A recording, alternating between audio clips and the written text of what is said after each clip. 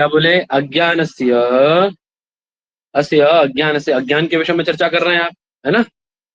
दो प्रकार का अज्ञान बताया आपने। समष्टि और व्यष्टि स्वरूप। समष्टि स्वरूप अज्ञान क्या है, किसकी उपाधि है? समष्टि स्वरूप अज्ञान किसकी उपाधि है?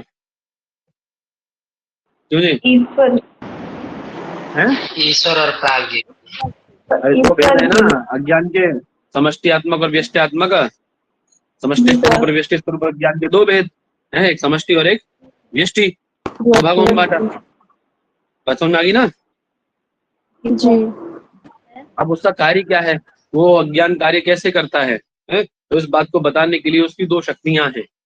वो अज्ञान खुद कार्य नहीं करता है, उसकी शक्तियां कार्य कराती हैं, शक्तियों से कार्य कराता है। वो वही कह रहे हैं, असे अज्ञान से, या जो आपका समष्टि व्यष्टियात्मक जो अज्ञान है, उस अज्ञान की दो शक्तियां हैं। कौन सी शक्ति द्वय कौन सी हैं? तो कह रहे हैं अस्य अज्ञानस्य आवरण विक्षेप नामकम अस्ति शक्ति द्वय। इस अज्ञान की आवरण और विक्षेप नाम की, पंडित जी, क्या है? दो शक्तियां हैं। क्या नाम है इनके? आवरण और विक्षेप, है ना। बोले आवरण का नाम क्या है और विक्षेप, मतलब आवरण और विक्षेप में अंतर क्या है? क्या, कौन आवरण कौन विक्षेप? तो क्या कह रहे हैं? आवरण शक्ति तावद अल्पोपि मेघ अनेक योजनायतम आदित्य मंडलम अवलोकयित्री नयन पथ विधायकतया यथाच्छादयति इव तथा ज्ञानं परिच्छिन्नम् अपि आत्मानम् अपरिच्छिन्नं संसारिणम् अवलोकयित्री बुद्धि विधायकतया आच्छादयति इव तादृशं सामर्थ्यम्। अर्थात देखिए, आवाज स्क्रीन क्लियर नहीं है क्या? क्लियर है भैया, ठीक है।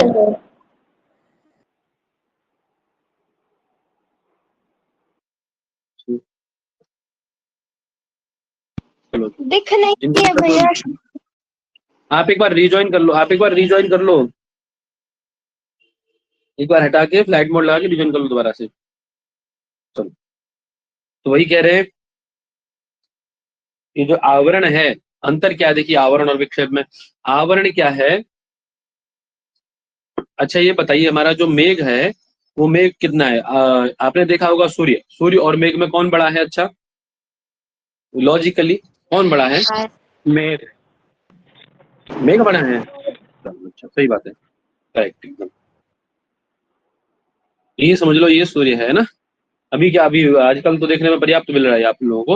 अभी सूर्य है, सूर्य का प्रकाश अच्छा खासा एकदम बढ़िया धूप इस समय निकला हुआ है। अगर यदि उसी पे थोड़ा सा एक बादल का टुकड़ा आ जाए, है थोड़ा सा क्या आ जाए?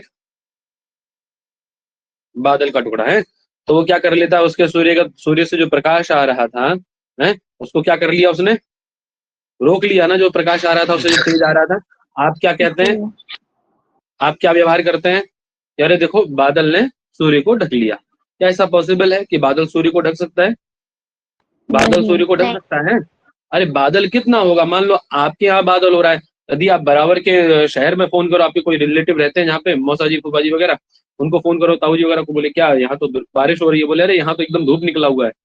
नहीं होता ऐसा है जी। आपके यहाँ बारिश हो रही होती है, बराबर के शहर में जहाँ वो रहते हैं, गाँव में या शहर में, उनके यहाँ एकदम बढ़िया धूप और बारिश हो रही होती, धूप निकल रही होती है बढ़िया भयंकर से।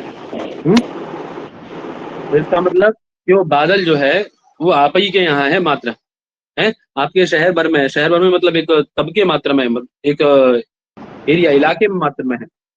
वो समग्र सूर्य को व्याप्त कैसे किया? नहीं कर सकता ना बादल, वो तो छोटा सा है ना। मेघ जो है कितना है? अरे छोटा सा एक टुकड़ा है, देखो वो चलते रहते हैं, वो जैसे ही बादल आगे निकल जाता है उड़ते रहते हैं ना आकाश में बादल। जी। आकाश में जो बादल है, मेघ है, वो उड़ते रहते हैं ना। मेघ और आकाश में दोनों में अंतर है पंडित जी। मेघ उड़ते रहते हैं ना। अभी जैसे आया तो कभी छांव आ गई, और जैसे वो हवा से आगे चला गया तुरंत धूप फिर से निकल आई। तो इसका मतलब कि सूर्य जो है वो अनेक योजन विस्तीर्ण है, और बादल कितना, मेघ कितना, थोड़ा सा है ना। वही बात कह रहे हैं कि तावत अल्पः अपि मेघा अनेक योजनायतम आदित्यम आदित्य मंडलम। क्या वो उसको आवृत्त कर सकता है? क्या अनेक योजन विस्तीर्ण आदित्य को मेघमंडल?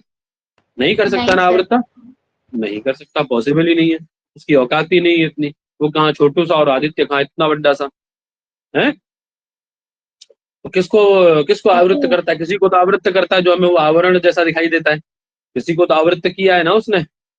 दो चीजें हो सकती हैं, या दो चीजें हो सकती हैं। एक कि आपके सामने कोई वस्तु खड़ी है, हाथी खड़ा हुआ है, ठीक है। अब या तो ये कि हाथी पे कवर डाल दो, हाथी को कवर कर दो, उसको छिपा दो, उसको ढक दो, तो हाथी ढक गया, ठीक है।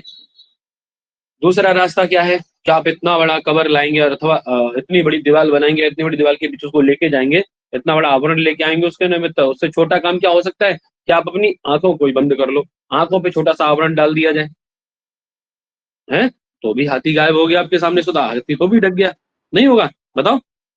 जी आंखों के सामने छोटा सा आवरण ढक गया, तब भी चला गया ना। तो ऐसे जी ही पहला वाला कारण तो हो नहीं सकता, क्योंकि आदित्य जो अनेक योजना विस्तीर्ण है ना, उसका कोई माप ही नहीं है, तो उसको तो आप आवृत्त कर नहीं सकते, छोटू सा बादल कहाँ आवृत्त कर सकता है? तो फिर क्या दूसरा दूसरा कारण बचता है पंडित जी, कि क्या हुआ है, आदित्य को न ढक करके उसने किसको ढका है? अवलोकयित्री नयन पथ विधायकतया। उसने जो अवलोकन करने वाला, जो अवलोकयित्री था, उस अवलोकन करने वाले व्यक्ति के नयन का जो पथ है ना, मार्ग है हमारे देखने की जो वो है ना दृष्टि, उस दृष्टि के मार्ग को आवृत्त कर लिया उसने। किसको आवृत्त कर लिया उसने? देखने की हमारे वृत्ति को। देखने के मार्ग को, है ना। हाँ, अर्थात हमारी दृष्टि को आवृत्त किया उसने, ना कि उस आदित्य को। और हमें क्या लगता है पंडित जी, और हमें क्या लगता है कि उसने आदित्य को आवृत्त कर लिया है? वास्तव में आवृत्त कौन है? हमारी दृष्टि, हमारी नहीं दृष्टि है ना। उसी प्रकार जी से जैसे यहाँ ऐसा प्रतीत होता है ना। अनेक योजनाएं तम आदित्य मंडलम अवलोकयित्री नयन पथ विधायकतया, वह आदित्य मंडल आच्छादित सा प्रतीत होता है, वैसे ही यथा आच्छादयति इव, तथा उसी प्रकार से अज्ञान जो है, अज्ञान से परिच्छिन्नम आत्मानम अपि, अज्ञान से जो परिच्छिन्न अर्थात ढका हुआ जो आत्मा है ना, उसको अपरिच्छिन्नम संसारिणम अवलोकयत्री बुद्धि विधायकता विधायकतया आच्छादयति इव तादृशम सामर्थ्यम।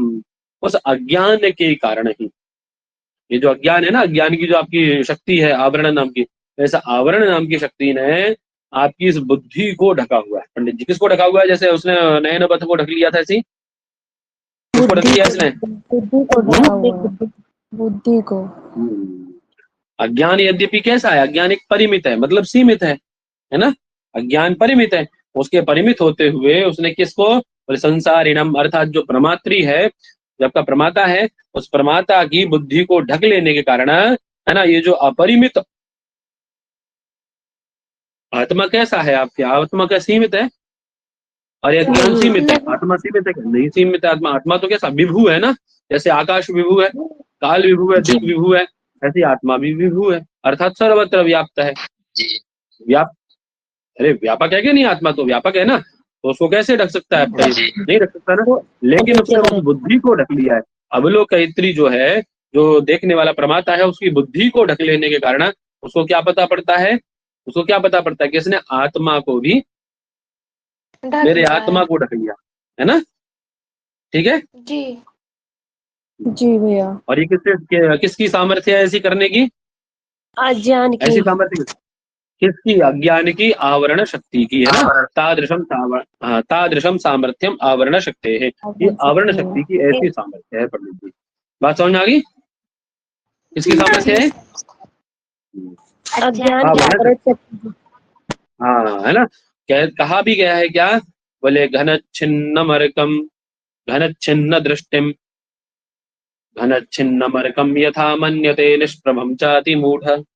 बोले जैसे अत्यंत मूढ़ व्यक्ति है, घन छिन्न दृष्टिम, घन के मेघ से अपनी दृष्टि को ढक जाने के कारण वो कैसा व्यवहार करता है? बोले घन छिन्न मरकम यथा मन्यते, जैसे अत्यंत मूढ़ व्यक्ति, यद्यपि उसकी दृष्टि ढकी गई है उस मेघ के द्वारा, लेकिन वो क्या व्यवहार कर रहा है? ये घन छिन्न मरकम यथा मन्यते, अति मूढ़, जैसे वो मानता है, अति मूढ़ व्यक्ति जैसे उस आदित्य को ढका हुआ मानता है और सूर्य को ढका हुआ मान लेता है अर्थात निष्प्रभम चाति मन्यते, उसको निष्प्रभ मानने लग जाता है कि अरे सूर्य को बादल ने ढक लिया इसलिए वह निष्प्रभ हो गया है, निस्तेज हो गया, ऐसा जो मानने लग जाता है, उसी प्रकार से तथैव बद्धवद भाति यो मूढ़ दृष्टे स नित्योपलब्धि स्वरूपो हम आत्मा। उसी प्रकार से ये जो अज्ञान से अज्ञान की जो आवरण शक्ति है ना पंडित जी, दो शक्तियां थी ना, आवरण और विक्षेप, आवरण को भी पढ़ा रहे हैं हम लोग ना, जी है। हाँ, उसी प्रकार ये जो आपकी आवरण शक्ति है पंडित जी, आवाज आ रही मेरी? आ रही है भैया।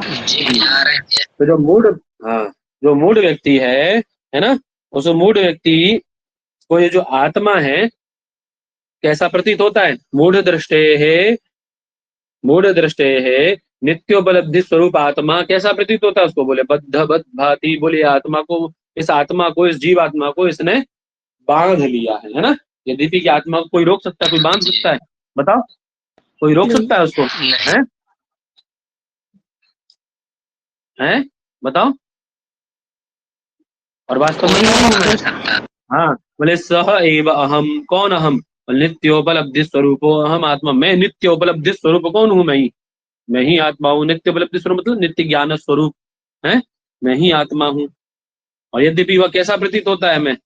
वास्तव में इस आवरण शक्ति के कारण ही कैसा प्रतीत होता है? बद्धवत भाति, मूढ़ दृष्टि वाले लोगों को, है ना। ये ऐसा है नहीं है ना।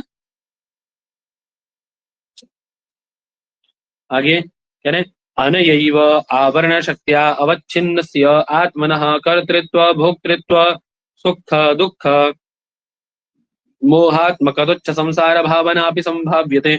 इस आवरण शक्ति के द्वारा ही, आवरण शक्ति से जब अवच्छिन्न हो जाता है आत्मा,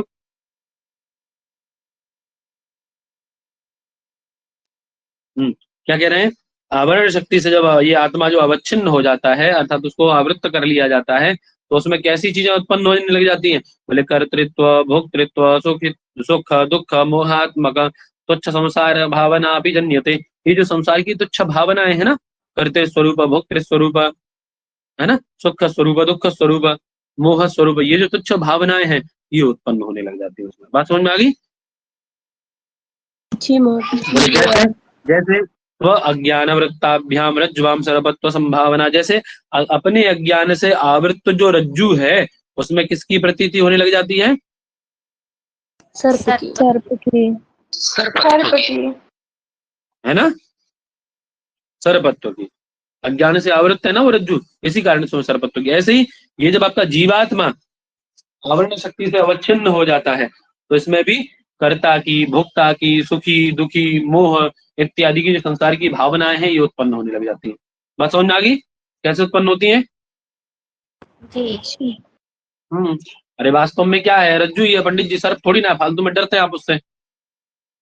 असली सर्प की नहीं कह रहा हूँ, मतलब जैसे आप गए अंधेरे में, अंधकार में, किसी प्रकोष्ठ में, कमरे में गए, वहां जाकर के आपने देखा कि रज्जू थी, आपको पता नहीं कि रज्जू पड़ी है या रस्सी पड़ी है, आप जाकर डर के बाहर भाग के आए, बोले अरे बड़ी तेज सांप सांप सांप सांप, ऐसा करके भाग के आए बाहर। है, बाद में जब प्रकाश हुआ तो आपको पता पड़ा क्या? अरे वो तो रज्जू थी। अब वास्तव व्यर्थ में डर रहे थे ना, व्यर्थ में भय कर रहे थे उससे। ऐसे ही आपका जो जीवात्मा है, इसमें आप क्या व्यवहार करने लग जाते कि अरे मैं ही करता हूँ, ये मैंने बनाया ऐसा, है मैंने किया, ये सब नहीं व्यवहार करते हैं ऐसा? क्यों जी? ये सब मैंने बनाया, ये सब मैंने किया, है, ये मेरे पिता, ये मेरी माँ,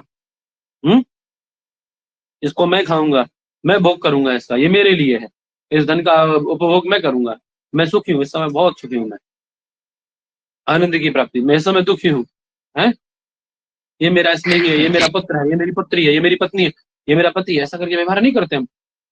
करते हैं ना। ये क्या है? तुच्छ संसार की भावनाएं हैं जो किसके कारण उत्पन्न हो रही है? इस आत्मा में, इस जीवात्मा में किस कारण से उत्पन्न हो रही है सारी?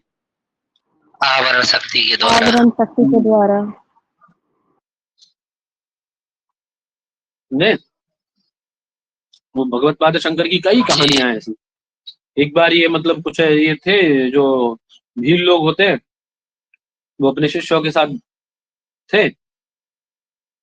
शुरुआत में तो अकेले चले, अकेले काफी भ्रमण किया उन्होंने प्रारंभ में, बाद में तो शिष्य बने उनके अधिक से अधिक। तो संभवतः अकेले की कहानी है उसमें। भीलों ने पकड़ लिया उनको, बोले चलो आज तुम्हारी बलि चढ़ाई जाएगी, हमारे देवता को बलि चढ़ानी है। मैं बहुत दिन से कोई व्यक्ति मिला, आज आप मिले, आपकी बलि चढ़ेगी। लेके चले गए सहर्ष भगवत पाद शंकर। अब वहां जाके इनको स्नान स्नान करा, एकदम बढ़िया संध्याक्षत से पूजन किया गया इनका। तो इनका सरदार था, वो बलि चढ़ाने के लिए आया। बोले ठीक है बलि चढ़ा लेंगे आप, लेकिन अब मुझे आपके जो हेड है, जो सरदार हैं, आपने उनसे बात करनी है, आपके मुखिया को। सरदार आया, बोला हाँ बोलो क्या दिक्कत है तुम्हें। बोले आप क्या करना चाहते हैं। बोले हम अपने देवता को प्रसन्न करने के लिए, अपने आराध्य को प्रसन्न करने के लिए आपकी बलि चढ़ाएंगे। बोले अच्छा। बोले कर एक काम करो, अपने देवता से जाके पूछो क्या वो इस मल मूत्र में तुच्छ शरीर को लेना चाहेगा, ग्रहण करेगा, है जुगुप्स से शरीर को ग्रहण कर पाएगा वो। क्योंकि जिसको आप मारने का सोच रहे हैं, जिसकी आप बलि चढ़ाना चाह रहे हैं, वो तो मैं हूं ही नहीं, मैं तो आत्मा हूं, है नित्योपलब्धि स्वरूप आत्मा हूं मैं तो, विशुद्ध नित्य मुक्त सत्य स्वभाव स्वरूप नित्योपलब्धि स्वरूप आत्मा हूं मैं तो ये शरीर हूं ही नहीं, ये तो शरीर है, ये तो मल मूत्र का वो है, द्वार है, ये सब क्या है, ये उसका घर है। आप क्या उसका, क्या आपका देवता ऐसी गंदी चीजों, घृणित चीजों को, जुगुप्सित चीजों को ग्रहण करेगा, बतलाइए। वो साष्टांग हो गया और शिष्य बन गया उनका। वास्तविकता यही है पंडित जी, है ना। तो कह रहे स्व अज्ञान आवृत्ताभ्याम रज्ज्वां सर्पत्व संभावना, अपने अज्ञान से आवृत्त जो रज्जु है उसमें सर्पत्व की उद्भावना, सर्पत्व की संभावना कर लेना। यही क्या है, सर्पत्व की संभावना उद्भावना कराने वाली कौन है, सर्पत्व की संभावना बात आ रही है ना, उद्भावना नहीं। सर्पत्व की संभावना कराने वाली कौन है, आवरण शक्ति है। बात समझ में आ गई। दो शक्तियां आपने पढ़ी थी, एक आवरण और एक दूसरी कौन सी थी पंडित जी, विक्षेप शक्ति। है ना। विक्षेप शक्ति ही तो यथा रज्जु ज्ञानम स्वावृत्त रज्जौ स्वशक्त्या सर्पाधिकम उद्भावयति। दोनों में अंतर है पंडित जी। अंतर क्या है, एक जो आवरण शक्ति है वो रज्जु में सर्प की संभावना करती है, बात समझ आ रही है, रज्जु में वह सर्पत्व की संभावना करती है, और दूसरी क्या, उसमें सर्प को उद्भावित करती है। अंतर समझ में आ रहा है। एक रज्जु में सर्पत्व की संभावना, और दूसरी का काम क्या है, उसमें सर्पत्व की उद्भावना। दोनों में अंतर समझ में आ रहा है जी। दबा, बात समझ में आ गई सबको जी जी। दोनों में अंतर है पंडित जी, संभावना और उद्भावना में। संभावना मतलब हाँ ठीक है, यहाँ ये होगा, ये तो नहीं, कहीं ऐसा तो नहीं है, लेकिन इसमें उस चीज को स्वीकार कर लेना, मान लेना, यही क्या है, यही क्या है, विक्षेप शक्ति। ये विक्षेप शक्ति, ये उद्भावना है। वही कह रहे हैं, क्या कह रहे हैं, विक्षेप शक्ति तो तथा रज्जु अज्ञानम, रज्जु रूपी जो, रज्जु पे जो अज्ञान के कारण आपने, अज्ञान से आवृत्त जो रज्जु है उस पर आप क्या करते हैं, शक्ति के द्वारा सर्पादि की उद्भावना कर लेते हो, आप सर्प का ज्ञान करने लग जाते हो उसमें। उसी प्रकार से एवं अज्ञानम अपि स्वावृत्तात्मनि, उसी प्रकार से जो अज्ञान है, अज्ञान भी स्वयं से आवृत्त जो आत्मा है ना, उसमें विक्षेप शक्ति की सहायता से किसका उत्पन्न, किसको उद्भावित कर देता है पंडित जी, आकाश आदि प्रपंचम उद्भावयति, आकाश आदि प्रपंच को उद्भावित कर देता है। अर्थात आपको जितना ये प्रपंच, आकाश से लेकर के सूक्ष्म भूतों से लेकर के स्थूल भूत पर्यंत जितना भी प्रपंच दिखाई दे रहा है, ये सब किसके द्वारा बनाया गया, किसके द्वारा किया गया पंडित जी, किसके द्वारा है, क्यों दिख रहा है आपको, विक्षेप शक्ति के द्वारा। वास्तव में ये कुछ भी नहीं है, वास्तव में मेरिकल है क्या है, एक स्वप्न है, दिवा स्वप्न जो आप देख रहे हैं, जागृत स्वप्न है, एक तो सोते हुए स्वप्न देखता है व्यक्ति, और एक क्या है ये, जागृत स्वप्न, जागृत स्वप्न है। अरे जैसे जादूगर है, जादूगर आपको जादू दिखाता है ना, वो क्या क्या बना देता है अभी, एक उस पिटारी में से, अपनी छोटी सी टोकरी में से, डब्बे में से, बॉक्स में से वो क्या क्या निकाल देता है, कभी कबूतर निकाल देता है, कभी उसमें से पैसे निकाल देता है, कभी बच्चे को निकाल देता है, कभी कुछ निकाल देता है, उसमें से नहीं निकाल देता है, कहीं फूल निकाल देता है, कुछ ऐसे ही।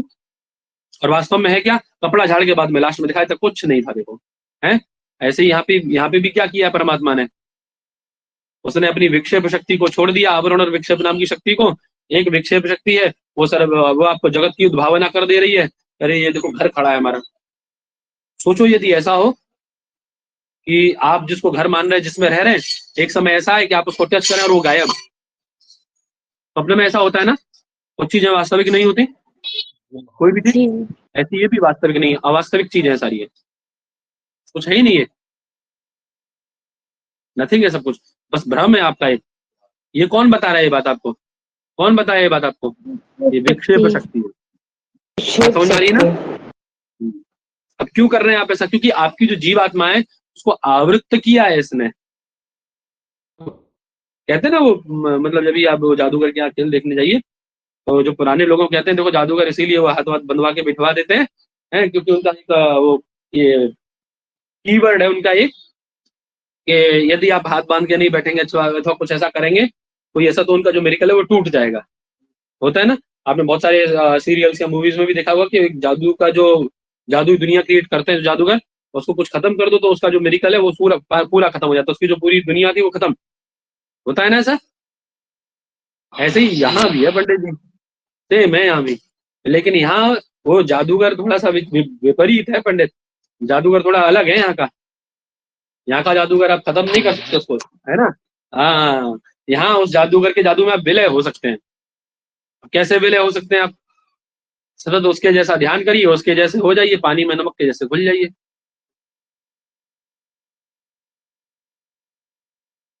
बात समझ में आ गई? वही कह रहे हैं जी इसमें महाराज। इसमें है इसमें, ठीक है ना।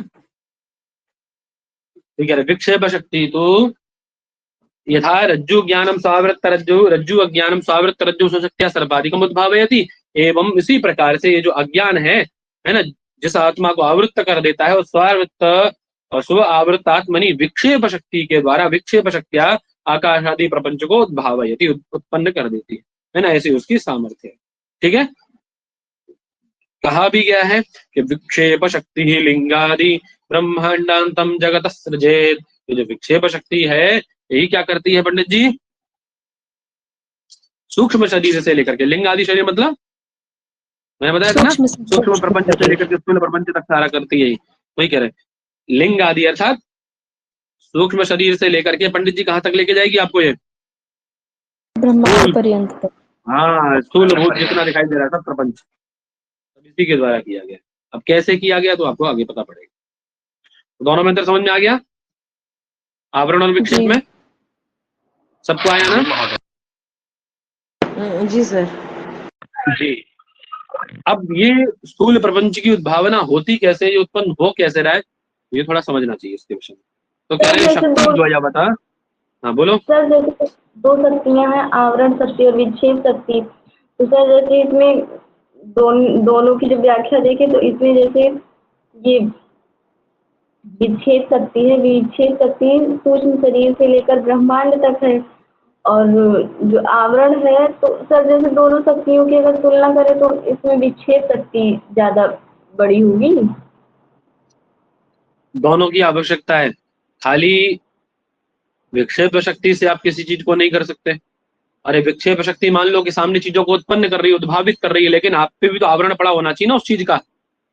आपकी आत्मा में भी तो उस चीज को स्वीकार करने की सामर्थ्य होनी चाहिए। आपकी आत्मा उस चीज को स्वीकार कर रही है और सामने वो चीज उत्पन्न है। दोनों तरफ से कमी होनी चाहिए पंडित जी, एक तरफ से कमी नहीं होगी तो नहीं चलेगा। आपके अंदर भी कमी है, यदि आपके अंदर ये आवरण शक्ति का आवरण ना पड़ा हो, आवृत्त ना हो आपका जीवात्मा, तो क्या आपको ये वास्तविक ज्ञान नहीं हो पाएगा? अरे ये तो सब प्रपंच है, नहीं होगा? बताओ, होगा ना? हाँ, विक्षेप शक्ति ने प्रपंच को ढका है और आप प्रपंच को उत्पन्न कर दिया आपके सामने। और वो कब कर सकता है? सामने वाला आपको मूर्ख कब बना सकता है ये बताओ? जब मूर्ख बनने को तैयार होगे ना। जी सर। है? अरे सामने वाला मूर्ख आपको कब बनाएगा? जब आप मूर्ख बनने के लिए तैयार होगे। आप मूर्ख बनने के लिए तैयार नहीं तो कैसे मूर्ख बना देगा जी? सामने वाले ने मूर्ख बनाया, इसका मतलब आप मूर्ख बनने के लिए तैयार थे। आप पहले आवरण शक्ति के द्वारा तैयार होते हैं, तब जाके विक्षेप शक्ति उस चीज को उत्पन्न कर देती। जब तक आपको ये आप ये भ्रम ही नहीं करेंगे कि अरे ये तो कुछ सर्प जैसा दिख रहा है बस्ती में, रज्जू में, जब आप ये नहीं करेंगे, आपको भ्रम नहीं होगा अरे तो कुछ सर्प जैसा दिखाई दे रहा है, तब तक आपको उसमें सर्प है, ये सर्प है ऐसा कैसे भान होगा? ये बताओ, नहीं होगा ना। ये सर्प की उद्भावना, ये सर्प ही है ऐसा कैसे ज्ञान हो जाएगा? नहीं होगा ना। वही है, यही आवरण, यही आवरण विक्षेप है पंडित जी। जी सर। समझ में आ गया ना सबको? जी सर। जी सर। चल, तो कह रहे हैं अब ठीक है, चलो समझ में आया, लेकिन ये प्रपंच इतना उत्पन्न हो कैसे रहा है इनके द्वारा? तो वही बता रहे हैं, शक्ति द्वयवत अज्ञानोपहितम चैतन्यम स्वप्रधानतया निमित्तम तोपाधि प्रधानतया उपादानं च भवति। देखिए, एक व्यक्ति किसी वस्तु के प्रति, किसी पदार्थ को उत्पन्न करने के प्रति दो प्रकार से कारण बन सकता है? निमित्त कारण और उपादान कारण। ठीक है, अब ये जो आपका चैतन्य है, जो आत्मा है, जीवात्मा, ये जीवात्मा आपका जो प्रधान ईश्वर है, वो निमित्त कारण भी है इसके प्रति और उपादान कारण भी है। कैसे निमित्त कारण और कैसे उपादान कारण है? एक ही व्यक्ति का दो दो हो सकता है कि वही निमित्त कारण भी बन जाए, वही उपादान कारण भी बन जाए। हम तो अभी न्याय पढ़ के आए पंडित जी, वहां हमने सुना था कि घट के प्रति जो उपादान कारण है वो मृत्तिका होती है, और जो निमित्त कारण है वो कुलाल इत्यादि होते हैं, है ना। कुलाल और ये चक्र चीवर इत्यादि सब निमित्त कारण होते हैं। नहीं पढ़े थे आप? बोलो। जी है? अरे पटोत्पत्ति के प्रति, पट के प्रति तंतु इत्यादि क्या है? उपादान कारण है ना। और आपका जो तुरी वेमा ये सब क्या है? बुनकर इत्यादि सब क्या है? ये निमित्त कारण होते हैं। निमित्त पढ़ कारण। के आए हम अभी पढ़ के आए ना न्याय में। लेकिन यहाँ तो ये चैतन्य को ही, उस चैतन्य को ही क्या कह रहे हैं? स्व प्रधानतया निमित्त कारणम और स्व उपाधि प्रधानतया उपादान कारणम। तो चैतन्य को ही दोनों में कारण बना दिया। बोले हाँ, ऐसा भी होता है। जब व्यक्ति खुद प्रधान होगा, खुद से कोई चीज को उत्पन्न कर रहा है, तो उसके लिए, उसके प्रति वह स्व प्रधानतया वह कैसा कारण बनता है? उस वस्तु के प्रति, वस्तु उत्पत्ति के प्रति निमित्त कारण। क्यों जी? निमित्त कारण। निमित्त कारण जब बनता है। ब्रह्म, हाँ, ब्रह्मसूत्र पढ़ेंगे ना, तो वहां दोनों प्रकार से कारण बनाया है उसको। ठीक है, दोनों प्रकार का कारण बनाया है। चतुसूत्री में ही आ जाएगा। ठीक है, अर्थात अब देखिए, शुरू से समझिए तो समझ में आ जाएगा। कह रहे हैं शक्ति द्वयवत अज्ञानोपहितम चैतन्यम, दो शक्तियों वाला। शक्ति कौन सी दो शक्तियों वाला? कौन दो शक्तियां उसकी? आवरण और विक्षेप। आवरण विक्षेपात्मक दो शक्ति वाला और अज्ञान की उपाधि से उपहित। कौन उपाधियां हैं अज्ञान की पंडित जी? कौन उपाधि है अज्ञान की? आवरण और विक्षेप है। अरे तो दो शक्तियां हैं, उपाधि अलग है महाराज। भूल गए, भूल गए। शक्ति और उपाधि दो अलग अलग है महाराज। समष्टि व्यष्टि उपाधि। समष्टि और हाँ, व्यष्टि उपाधि। जी जी समष्टि और व्यष्टि। ईश्वर प्राज्ञा। ठीक है, ये उपाधियां हैं और ये आवरण विक्षेप क्या है? शक्तियां हैं। शक्तियां। ठीक है, अज्ञान की। तो वही कह रहे हैं, शक्ति दो शक्तियों वाला उपाधि से उपहित जो चैतन्य है आपका, जो भी आप ईश्वर प्राज्ञ जो भी माने, वह जब स्वयं प्रधान होता है, स्व प्रधानतया, है ना, खुद प्रधान होता है, तो वह जगत के प्रति, संसार के प्रति निमित्त कारण बनता है। और जब उसकी उपाधियां प्रधान होती हैं, उपाधियां मतलब ये समष्टि व्यष्टि उपाधियां प्रधान होती हैं, ईश्वर प्राज्य प्रधान होते हैं, तो उपाधि प्रधानतया वह उसके प्रति उपादान कारण बनता है। ये पूछा जाता है बहुत बार। ठीक है, तो आप ऐसे याद रख सकते हैं कि उपाधि में क्या है? उकार आता है ना, उपाधि में भी उकार आता है और उपादान कारण में भी उकार आता है। आपसे पूछा किया जाएगा कि जो चैतन्य है जगत के प्रति उपादान कारण होता है, स्वप्रधानतया, उपाधि प्रधानतया, कैसे? उपाधि प्रधानतया उपाधि उपादान प्रधानतया। कारण। तो याद रखिएगा ना, तो उपाधि में भी क्या है? उकार है, और उपादान में भी क्या है? उकार है। दोनों को कनेक्ट कर पाइएगा जी।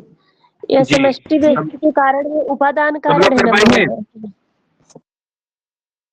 जी सर। बोलो जी। जी सर। जी, महोदय ऐसा नहीं कह सकते क्या कि समष्टि और व्यष्टि से जब युक्त होगा तब वो, जो मतलब ईश्वर प्राज्य से जब युक्त होगा तब वो उपादान कारण होगा, और वो अपनी प्रधानता के कारण वो निमित्त कारण भी होगा जगत के प्रति।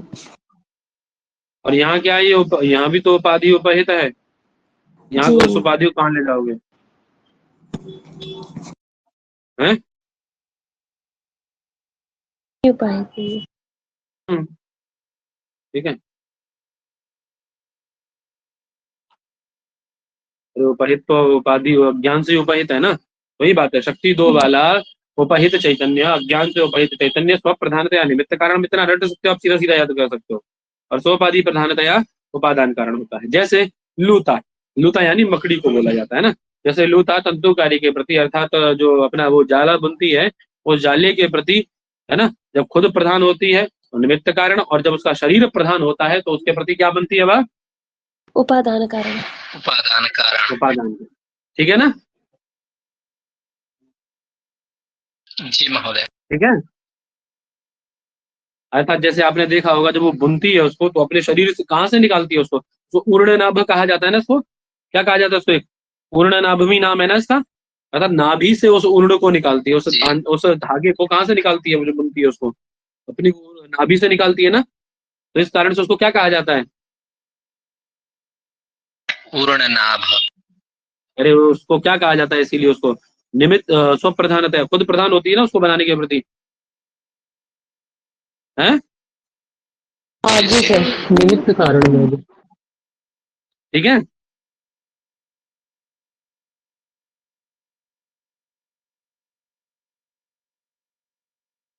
बात समझ में आ गई? और जब उसका शरीर प्रधान होता है तो निमित्त कारण बन जाती है ना। तो उपादान कारण बनती है। चैतन्य की तुलना जो है आपकी उर्ण नाभ यानी तंतु से, लूता से कर दी गई, नहीं? जी। चलो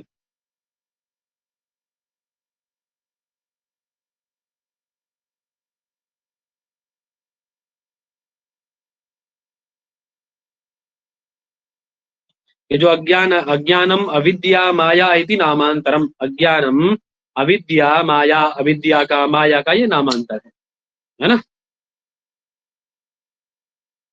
जी महोदय। देखिए भैया आगे ना, चैतन्य प्रधान्येन निमित्त कारणम और अज्ञान प्रधान्येन उपादान कारणम। जब चैतन्य खुद प्रधान होता है, ठीक है, तो निमित्त कारण, और जो उसका जो अज्ञान है, जो उसकी अविद्या है या जो उसकी माया है वो प्रधान बनती है तो वह उपादान कारण बन जाता है। ठीक है। तो माया क्या करती है? उसके द्वारा उसको बनाती है, माया उसके द्वारा उसको बनाती है ना। इसीलिए उपादान कारण बन जाता है वो तो अपने आप से बनाएगा, अपने में से काट काट के, तो निमित्त कारण बनेगा खुद से, है ना। ठीक है।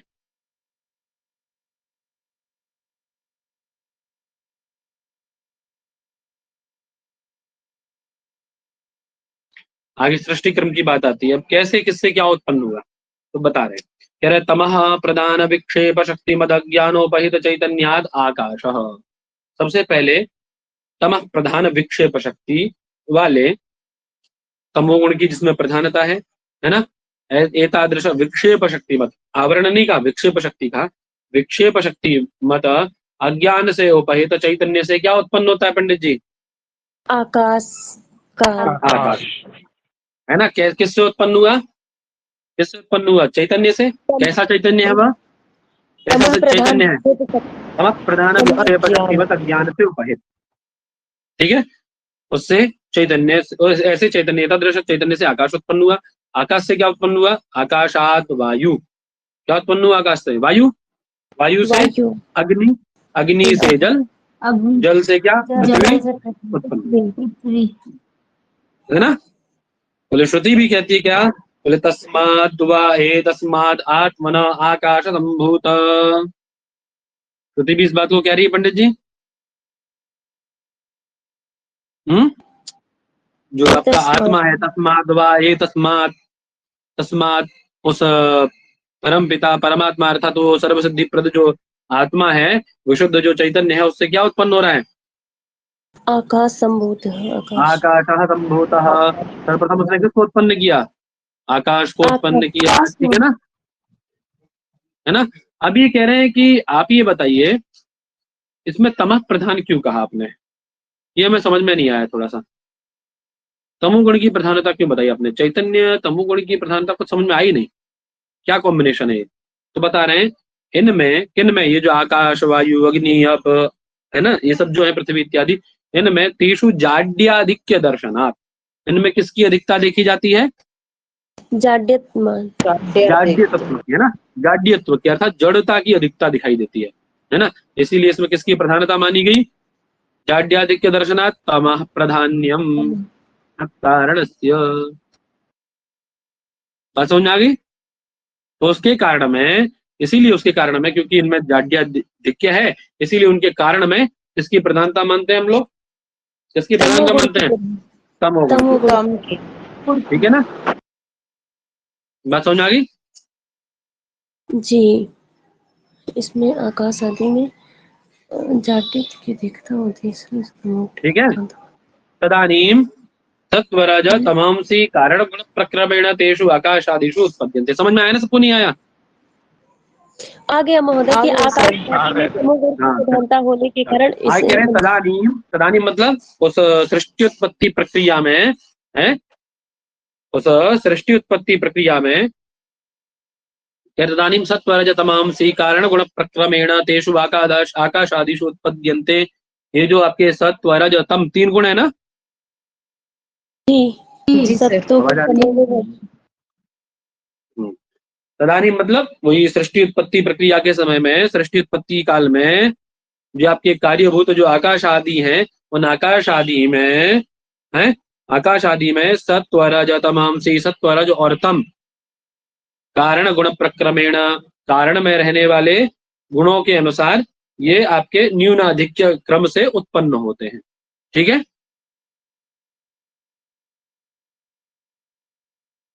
ठीक है जी। आगे क्या कह रहे हैं? एतान्येव सूक्ष्म भूतानि तन्मात्राणि अपंचीकृतानि च उच्यन्ते। इन्हीं को, ये जो आपके उत्पन्न हुए आकाश, वायु, अग्नि, जल, पृथ्वी, ये जो उत्पन्न हुए, इन्हीं को क्या कहा जाता है?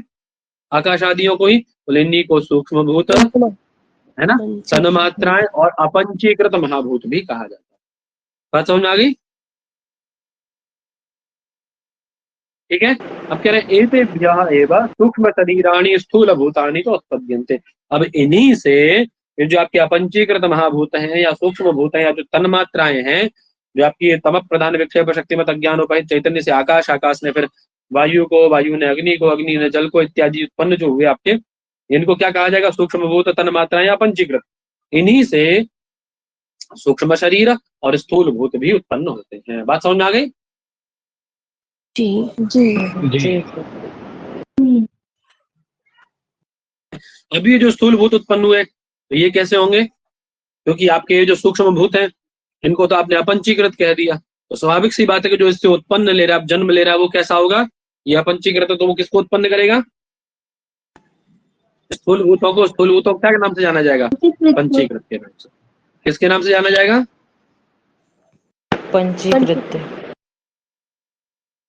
तो आपसे ये प्रश्न यदि पूछा जाए कि तमक प्रधान विक्षेप शक्तिमत अज्ञानोपहित चैतन्य से जो आकाश आदि उत्पन्न होते हैं क्रमशः, हैं, वो कैसे होते हैं? पंचीकृत हैं या अपंचीकृत हैं? अपंचीकृत है, उत्पन्न होते हैं। अच्छा, अपंचीकृत से पंचीकृत की उत्पत्ति होती है या पंचीकृत से अपंचीकृत की उत्पत्ति होती है? अपंचीकृत से पंचीकृत पंचीकृत की उत्पत्ति होती है ना। अर्थात ये जो अपंचीकृत महाभूत है, अर्थात सूक्ष्म भूत हैं, जो तन्मात्राएं हैं, इन्हीं से सूक्ष्म शरीर, स्थूल भूत इत्यादि सब उत्पन्न होते हैं। एकदम क्लियर है पैराग्राफ? इस पैराग्राफ में कोई दिक्कत किसी को?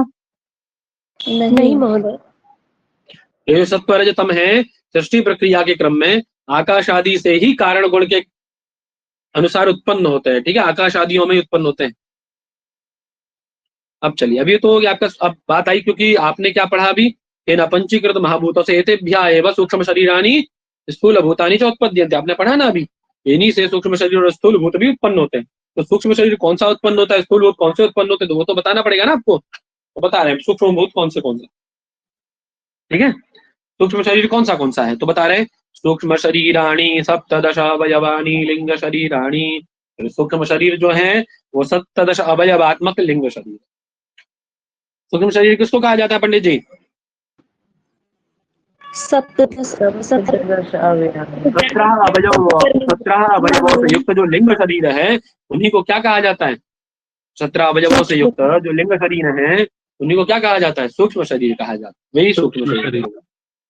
ठीक है, बोले उनके अवयव कौन है? आपने कहा कि 17 अवयव वाले हैं। कोई अवयव है ना? कौन है अवयव उनके? बतलाएंगे कौन अवयव है?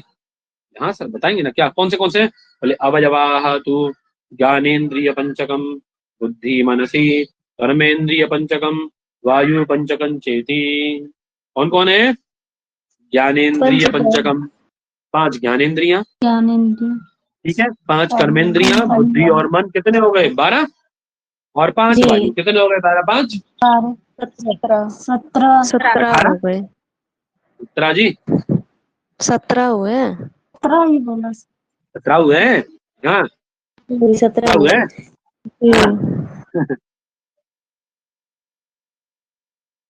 चल हाँ, तो क्या कह रहे हैं, ज्ञान इंद्रियां कौन सी, तो आप लोग जानते होंगे, ज्ञान इंद्रियाणी तो इनको बुद्धि इंद्रिय भी कहा जाता है, ठीक है ना, याद रखिएगा ये भी बात। ज्ञानेन्द्रियाणी तो श्रोत्र त्वक चक्षु जिह्वा घ्राणाख्यानि, कौन कौन सी है पता ही होगा आप लोगों को, लेकिन कैसे उत्पन्न होती हैं भी जान लीजिए।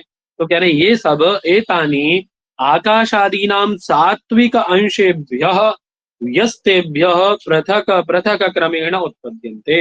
ये जो आपकी ज्ञानेन्द्रियां हैं पंडित जी, ये आकाश आदि के कौन से अंशों से उत्पन्न होती हैं? 3 पार्ट है ना, सात्विक रज और तम, सत्व रज तम। तो कौन से पार्ट से उत्पन्न होती है? सत्व पार्ट से, रज पार्ट से, तम पार्ट से, कौन पार्ट से उत्पन्न होती है? सात्विक पार्ट से ना। उनके सात्विक अंश से कैसे उत्पन्न होती है? एक साथ ऐसा होता है कि आकाश आदि 5 आपके मिले, आकाश आदि 5 ने एक साथ इनको उत्पन्न कर दिया, ऐसा होता है क्या? नहीं, नहीं ऐसा नहीं है। कैसे? बोले व्यस्तेभ्यः अलग अलग पृथक पृथक क्रमशः उत्पद्यन्ते, अर्थात कैसे पृथक पृथक क्रमशः उत्पद्यन्ते, तो समझिए। कठिन तो नहीं हो रहा है ना, सरल है ना? जी समझ में आ रहा है महोदय। जी भैया बहुत सरल है। आकाशात वायु, पहली बार जो पढ़ रहा होगा उसको थोड़ा सा कठिन लग रहा होगा, पहली बार में कठिन लगता है, लेकिन दोबारा तीसरी बार जब पढ़ेंगे तो सरल हो जाएगा, ठीक है। आकाशात वायु, आकाश से वायु, वायु से कौन उत्पन्न होता है? अग्नि, अग्नि से जल, अद्भ्यो, अप से पृथ्वी, जल लिख देता हूँ चलो, और जल से आकाश, अग्नि, पृथ्वी। अब कह रहे इन आकाश आदि के सात्विक अंशों से उत्पन्न होते हैं कौन? ज्ञानेन्द्रियां। और कैसे? बोले व्यस्तेभ्यः अलग अलग, समस्त एक जगह, और व्यस्त माने अलग अलग, ठीक है। और पृथक पृथक क्रमेण उत्पन्न, क्रमशः पृथक पृथक, अर्थात आकाश से कौन उत्पन्न होता है पंडित जी? श्रोत्र, ठीक है ना। आकाश से कौन उत्पन्न होता है? श्रोत्र, श्रवणेन्द्रिय। वायु से त्वक, अग्नि से चक्षु, जल से जिह्वा, जिह्वा, और पृथ्वी पृथ्वी से घ्राण। विषय थोड़ी ना पूछे हैं जी, जो रस बोल रहे हो महाराज, इंद्रियां पूछी हैं, ठीक है ना। तो रूप रस उसके विषय।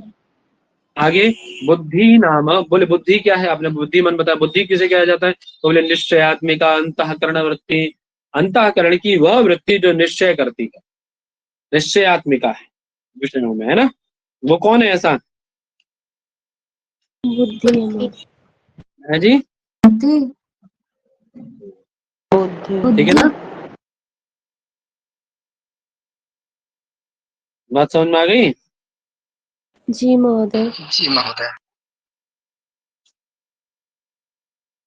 आगे आगे क्या करें? मनोनाम संकल्प विकल्पात्मिका अंतःकरण वृत्ति, संकल्प और विकल्प करने वाली जो अंतःकरण की वृत्ति है उसको किस नाम से जाना जाता है? मन, मन, मन के नाम से, अर्थात उसको हम लोग मन कहते हैं, ठीक है। संकल्प विकल्प करने वाली कौन है? मन है, संकल्प विकल्प। यो हो एवं चित्त अहंकार यो हो अंतर्भाव, इन दोनों में ही आपके किसका अंतर्भाव हो जाता है पंडित जी? इन दोनों में ही, बुद्धि और मन में ही, चित्त और अहंकार, चित्त और अहंकार का, चित्त का और अहंकार का, है ना। कह रहे एते पुनः आकाशादिगत सात्विक अंशेभ्यः मिलितेभ्यः उत्पद्यन्ते, ये सभी आकाश में रहने वाले आकाश आदिगत सात्विक अंशों से कैसे होते हैं, कैसे उत्पन्न होते हैं? एक साथ मिलकर के उत्पन्न होते हैं। आपके वो ज्ञानेन्द्रियां थी अलग अलग उत्पन्न हो रही थी, आकाश श्रवण इंद्रिय को, है ना, दूसरा वायु जो है त्वक को, ऐसा अलग अलग उत्पन्न हो रहे थे। लेकिन ये जो आपके हैं बुद्धि और मन कैसे उत्पन्न होते हैं? तो कह रहे हैं आकाश आदि के अंतर्गत रहने वाले जो सात्विक अंश हैं उनसे एक साथ उत्पन्न होते हैं, है ना। जी ठीक है, मिल करके उत्पन्न करते हैं, ठीक है पंडित जी। जी महोदय। मेरी बात समझ में आ रही है नहीं आ रही है? आ रही है महोदय। महोदय इसमें कुछ छूट गया है क्या? आ रहे हैं। क्या छूट गया बताओ? महोदय चित्त और अहंकार के लक्षण छूट गए शायद। हैं?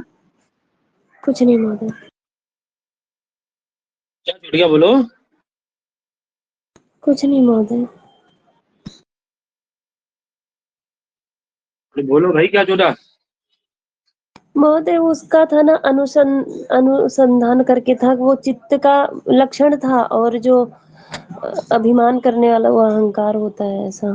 तो यहाँ कहाँ लिखा है? इसमें नहीं लिखा है ना। इसमें थोड़ी ना, वो तो अलग से बता दिया होगा मैंने। वो तो कहीं नहीं है लिखा है। किसी पुस्तक में बताओ, लिखा है किसी में? मेरे पास पुस्तक नहीं महोदय। नहीं होगा ना, वो अपने आप से बता दिया होगा मैंने। सर बुद्धि नाम निश्चयात्मक का कारण वृत्ति। निश्चयात्मक मतलब डिसीजन से है, क्या मतलब होगा इसका? क्या? निश्चयात्मकता का क्या मतलब होगा इसमें सर?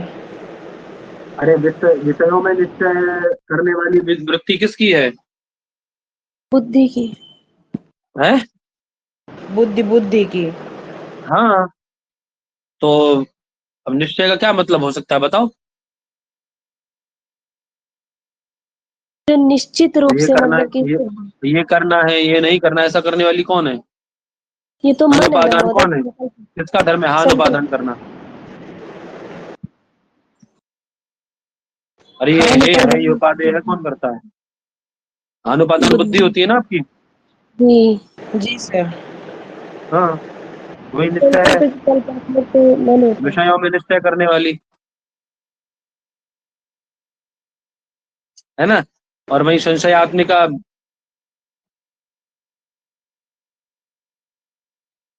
संकल्प विकल्प की बात आ जाए तो कौन है? मन। अभी देख लो, अनुसंधानात्मिक अंतःकरण वृत्ति क्या कहलाती है? यही बात है ना। चित्त। जी महोदय। हाँ सर, बुद्धि ठीक ठीक सर।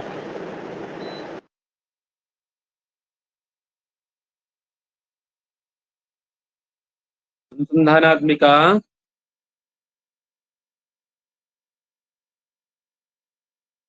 अंतःकरण वृत्ति कौन है? चित्तम महोदय, ये लिखवाए थे आप महोदय, यही बोले थे हम। ठीक है, अनुसंधान करने वाली अंतःकरण की वृत्ति क्या कहलाती है? चित्त कहलाती है। चित्त। ठीक है,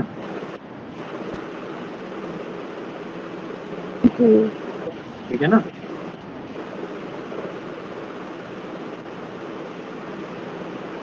बोले आगे। जी मैं क्या कह रहे हैं? तो ये मिलकर के ही आपके जो आकाश आदि हैं, उनके सात्विक अंश से मिलकर के उत्पन्न होते हैं। ठीक है, आगे क्या है आपका? एतेभ्यः प्रकाशात्मकत्वात्। क्यों इनको ऐसा सात्विक अंश से क्यों बताया गया? इन सबको ज्ञानेन्द्रियां, बुद्धि, मन, इन सबको सात्विक अंश से ही उत्पत्ति है इनकी, सात्विक अंश से उत्पन्न होते हैं। ऐसा क्यों कह रहे हैं आप पंडित जी? कोई रीजन है आपके पास? तो हाँ, है ना। क्या बोले? प्रकाशात्मकत्वात् सात्विक अंश कार्यत्वम। क्योंकि ये वस्तुओं को क्या करते हैं, चाहे आपकी ज्ञानेन्द्रियां हो, चाहे आपका मन बुद्धि हो, ये क्या करते हैं? वस्तुओं को प्रकाशित करते हैं ना जी, जा करके नहीं करते हैं? जी। अरे ज्ञानेंद्रियों के द्वारा ही वस्तुओं को प्रकाशित किया जाता है ना, तो इसीलिए प्रकाशात्मक होने के कारण इनको सात्विक अंश का कार्य माना जाता है। बात समझ में आ गई? जी महोदय। क्यों सात्विक अंश का कार्य माना गया इनको? प्रकाशात्मक होने के कारण इन्हें सात्विक अंश का। हाँ, अर्थात ज्ञान के कारण है। प्रकाशित मतलब ज्ञान के कारण होने का, ज्ञान का माध्यम होने कारण है ना। यही तो है सब, ज्ञान के कारण। यही तो ज्ञान कराते हैं आपको। तो ज्ञान के कारक या कारण होने के कारण उनको सात्विक अंश का कार्य माना गया है कि आपके जो सूक्ष्म भूत हैं, आकाश, वायु इत्यादि, उनके सात्विक अंश से ये उत्पन्न होते हैं। ठीक है, आप कह रहे हैं ये जो बुद्धि है, जब ज्ञानेन्द्रियों के साथ मिलती है, बुद्धि ज्ञानेन्द्रिय ही सहिता विज्ञानमय कोशो भवति। तो किस कोश का निर्माण करती है बुद्धि? विज्ञानमय कोशो भवति, है ना। और इससे युक्त कर्तृत्व, भोक्तृत्व, सुखित्व, दुखित्वादि अभिमानत्वेन इह लोक परलोकगामी व्यवहारिको जीव इति उच्यते। चलिए, अब इसी विज्ञानमय कोश से जो आवृत्त होता है व्यक्ति, है ना, जो जीव है, जब इस विज्ञानमय कोश से क्या हो जाता है पंडित जी?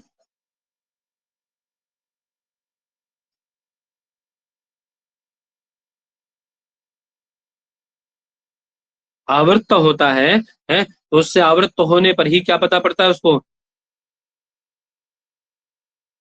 कि मैं क्या हूं, है?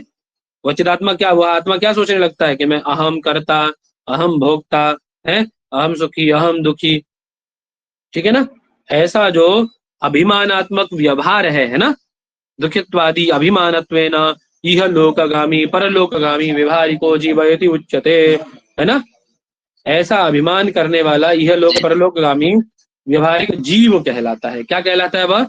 ऐसा व्यवहार करने के कारण इस लोक में और परलोक में जाने वाला जीव कहलाता है ना, जीव। तो जीव कहा जाता है इसी कारण से। दोबारा सुन लीजिए, ये जो आपकी बुद्धि ज्ञानेंद्रियों के साथ मिलकर के विज्ञानमय कोश को बनाती है, इस कोश से आवृत्त जो जीवात्मा है ना, जब वो ऐसी भावना करने लगता है कि मैं करता हूँ, मैं भुगता हूँ, मैं सुखी हूँ, दुखी हूँ, है ना, ऐसे व्यवहारिक अभिमान को करने लगता है, ठीक है ना, इति अभिमानत्वेन, ऐसा व्यवहारिक अभिमान करने लगता है, तो इस अभिमान के कारण उसको किस नाम से जाना जाता है? जीव ऐसे नाम से जाना जाता है, जीव उच्यते, है ना? और वो क्या, और कैसा हो जाता है इस अभिमान के कारण? बोले अभिमानत्वे गामी परलोक गामी च भवति, और वह इस लोक में और परलोक में गमन करता है इसी कारण से। समझ रहे ना? इसी के कारण, इस कोश से आच्छादित हो जाने के कारण, ठीक है? जी। आगे क्या कह रहे हैं?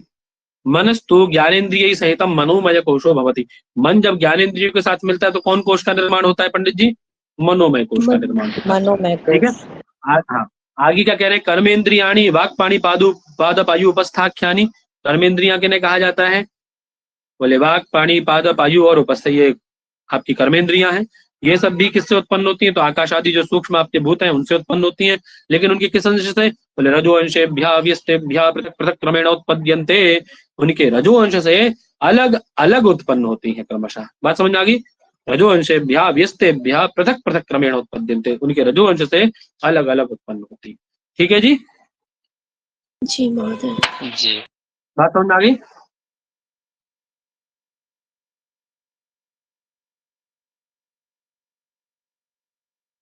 इतना ही रखा जाए। जी महोदय। ठीक है। भागने लगे लोग, बोर होने लगे ना।